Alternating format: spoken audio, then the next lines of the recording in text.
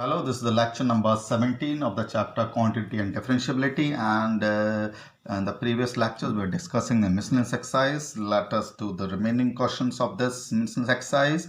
Let us take the question number 15, which says that if x minus a whole square plus y minus b whole square is equal to c square, then the value of this expression, or the given expression, is independent of a and b. You have to prove the value of given expression is independent of a and b. So first of all, we need in the given expression the first derivative and the second derivative, and you have to put the value of the first and second derivative in the given expression to say that it is independent of a and b. To find the derivative of this expression very carefully, so differentiated the x minus a whole square, which is a composite function. Derivative of this will be 2x minus a, plus derivative of this will be 2y minus b d by dx, because we have differentiated this with respect to x, and the derivative of c square is constant, which will equal to 0. So this is the first derivative, which is equal to minus x minus a upon y minus b. Now you need the second derivative, so you differentiate again both sides, and you have to differentiate this by taking the using the quotient rule. So square of the denominator minus sign as it is, derivative of the numerator, which is equal to 1, into denominator minus numerator, derivative of the denominator, which is y minus b, which comes out to be d by dx. Now put the value of d by dx here very carefully. It is equal to minus, so this term will become plus, and if we multiply x minus a with x minus a upon y minus b, you are getting x minus a whole square upon y minus b. Add this numerator, you will getting y minus b whole square, x minus a whole square upon y minus b whole cube. See the simplification of this, simply solving it mathematically. Now the value of x minus a whole square plus y minus b whole square is equal to c square. So replace the value of here, this will be equal to this c. The value of this is given as c square. I think it is c square. The value of x minus a whole square, y minus b square is equal to c square. This is the second derivative. Now you have to replace these value of second derivative and first derivative in the left hand side. यहाँ पर आपका this is the second derivative, and in the denominator, here we have the first derivative whole square, and in the denominator we have second derivative. Now replace this value. Now this is the whole square of first derivative, which is equal to this x minus a whole square, y minus b whole square, and upon second derivative, which is equal to minus c square upon y minus b whole cube. Now simplify this bracket, again taking the LCM, x minus b whole square, x minus a whole square upon y minus b whole square. You are getting this.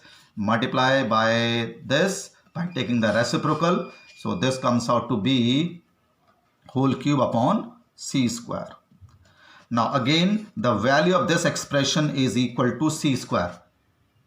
The value of this expression is equal to c square. So c square raised to power 3 by 2, and y minus b whole square multiply with 3 by 2, which get whole cube. The value of this is y minus b whole cube, and this is this c square, and this is c raised to power 2 into 3 by 2, c cube divided by c square, which comes out to be minus c, which is independent of a and b.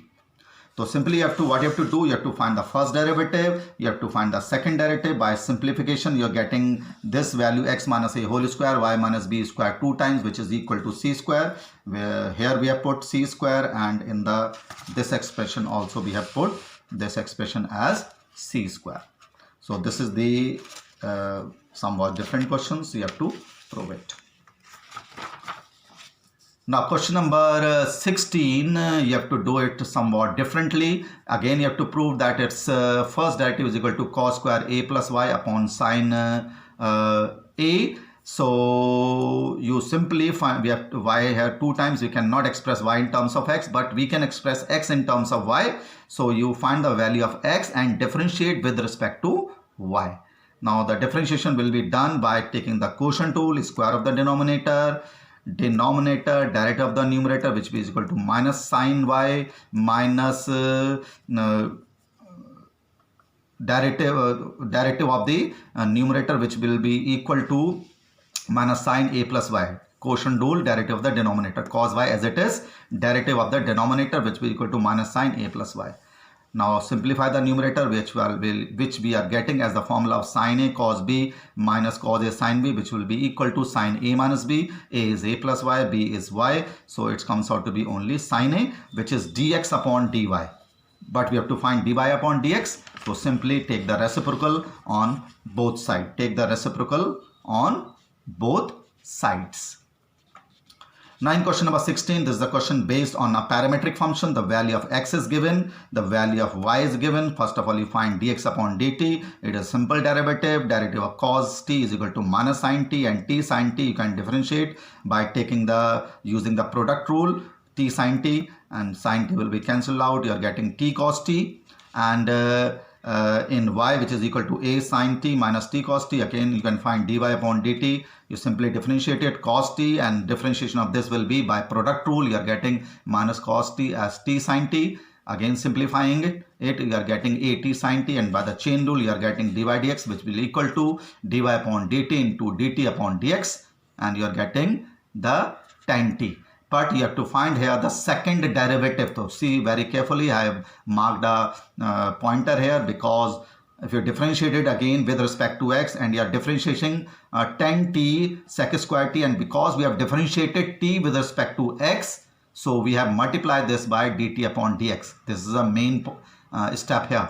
We have differentiating both sides with respect to x, and we have tan t here, and we have differentiated t with respect to x. Therefore we have put the dt upon dx. Now put the value of dt upon dx from here, dt upon dx from here, which will equal to 1 upon t cos t here, and you will get the second derivative. It is an important question to obtain the second derivative.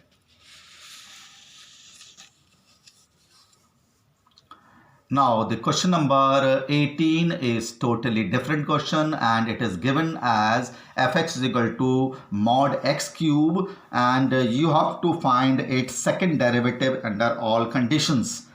Now we can write modulus of x cube as modulus of x square into modulus of x, and modulus of x square is equal to x square. And if x is not equal to 0, find the derivative of this function, which can be obtained by using the product rule. X square derivative of the second function plus second function derivative of the first function, and you must learn this derivative of mod x is equal to mod x upon x, and derivative of x square is equal to 2x, and simplify it, it will be x mod x and 2xx. So this comes out to be 3x mod x, derivative of the function when x is not equal to 0. Now the derivative of the function equal to 0 if x is equal to 0, f dash 0 will be equal to 0. So we got the first derivative as 3x mod x if x is not equal to 0, and it is equal to 0 if x is equal to 0. This is the first derivative of this function. Now if x is not equal to 0 and you have to find the second derivative, so you differentiated this function when not equal to 0, 3 as it is, and the derivative of this function as we have done above. You differentiated, we are getting x6 mod x, its second derivative of x when x is not equal to 0.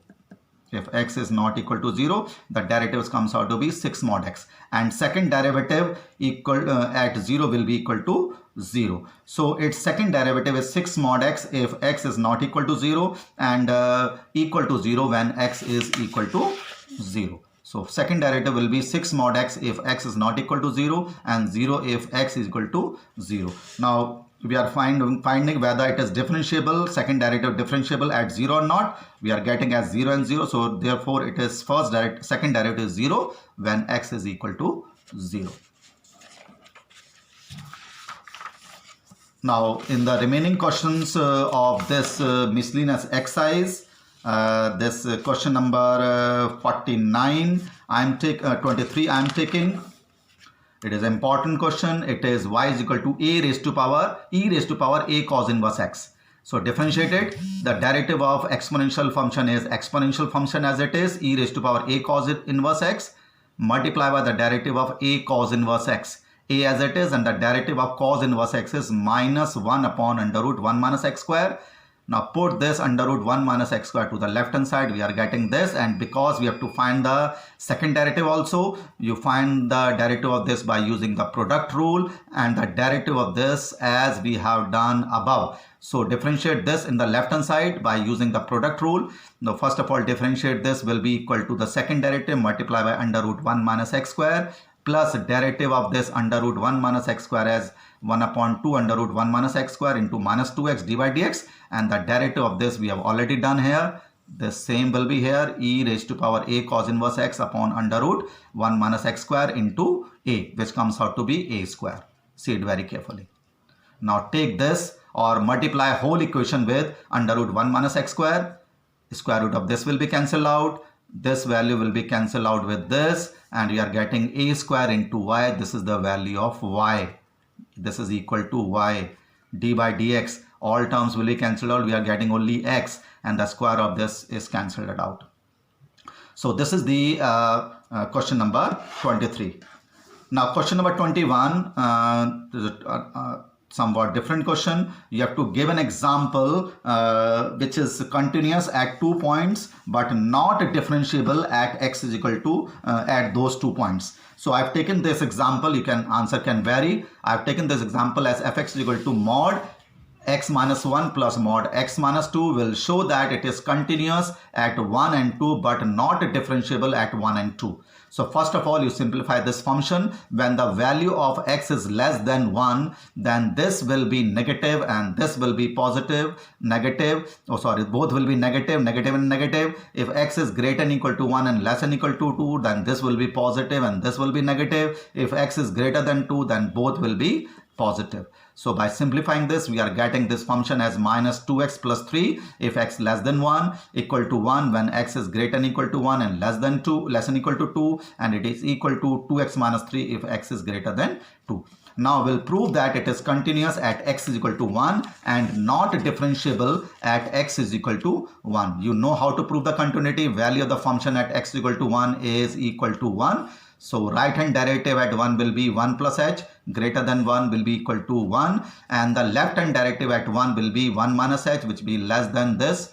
First 2 into 1 minus h plus 3, and we are getting as 1. So value of the function at 1, right hand limit at 1, left hand limit at 1, they are all equal. So we can say that the function is continuous at x is equal to 1. Now we'll check the differentiability at x is equal to 1. So right hand derivative we write like this, r f dash s 1, which is equal to f1 plus h minus f1 upon h, limit h goes to 0. We have done this left hand derivative and right hand derivative in exercise 5.2. f1 plus h will be greater than 1, that is equal to 1, and f1 will be equal to again equal to 1. So 1 minus 1 upon h, which is equal to 0. Now the left hand derivative at x equal to 1 will be f1 minus h minus f1 upon minus h, and if we simplify this you will get minus 2, which is not equal to its left hand derivative. So we can say that this function is not differentiable at x is equal to 1, but it is continuous at x is equal to 1. Similarly, you can prove this for the point x is equal to 2. Now in question number 19, you have to prove this formula by using the principle of mathematical induction, and you know how to do these types of questions. First of all, we prove that it is true for x equal to 1. Then we let that it is true for x is equal to k. Then we prove that it is true for x is equal to k plus 1. Now question number 20, the formula of S sine A plus B, we know it, sine A cos B plus cos A sine B, and you have to use the differentiation to find the formula of cos A plus B. Now the formula for cos A plus B, now differentiate both sides with respect to x. Now what is the derivative of the left hand side? It will be cos A plus B multiplied by the derivative of A plus B, which will be equal to dA upon dx plus dB upon dx. In the right hand side, see the derivative right hand side very carefully. You have to use the product rule here as well as the product rule here. So the derivative of this will be, derivative of sine will be cos A multiplied by d upon dx, because we have differentiated A with respect to x, second function as it is, plus first function as it is, multiply with the derivative of cos b, which will equal to minus sin b db upon dx, because we have differentiated b with respect to x. Similarly, differentiate cos a cos b in the second term using the product rule. Wherever you are differentiating b, you write it there db upon dx, because we have differentiated b with respect to x, and wherever you have differentiated a, write it there d upon dx, because we have differentiated a with respect to x. Now collecting the terms containing d upon dx, in this we have d upon dx, in this we have d upon dx. So collect the terms containing d upon dx. Now collect the terms containing db upon dx, where we have dv upon dx. One of the term is this, one of the term of this. You can collect the terms containing d upon dx and dv upon dx. Now if you see this brackets carefully, these are same. So you can take this expression common here. So what you are getting here, d upon dx, and what is here, db upon dx. Now see it, this is coming out to be this equal to this. So this expression will be cancelled out with this expression. So what you are getting, cos a plus b is equal to cos a cos b minus sin a sin b, which is the formula of cos a plus b. Now this is the last question of this miscellaneous exercise. Now the value of the determinant is given, and you have to prove that its determinant is derivative is equal to this. Now we cannot differentiate this determinant. So first of all, expand it by along its first row, which is equal to fx mc minus bn minus gx will be equal to lc minus an, and there hx lb minus am. Expand it along its first row. We are getting this. Now if we differentiate both sides, now these are the coefficients or the of the terms fx, gx and hx. So if we differentiate these will remain as it is. It will be derivative of this will be f dash x, derivative of gx will be g dash x, and derivative of hx will be h dash x. And these terms will remain as it is, because these are the scalars or the coefficient of these. Now if we compare this and this, the difference is only in these terms. So if we compare, we can express this in the determinant form like this, because there is a change only in fx, gx and hx if we compare these two. So the derivative of this determinant will be only f dash x, g dash x, h dash x, and these terms will remain as it is, because in the expansion of this, these are the scalars. So in this way, we have completed the chapter quantity and differentiability of the class 12th. I think we have done 17 lectures to complete this chapter. We have done it in a very detailed manner. So see it these lectures in order from one lecture to the lecture number 17. Then you have a very good command over these exercises of NCERT. Thank you.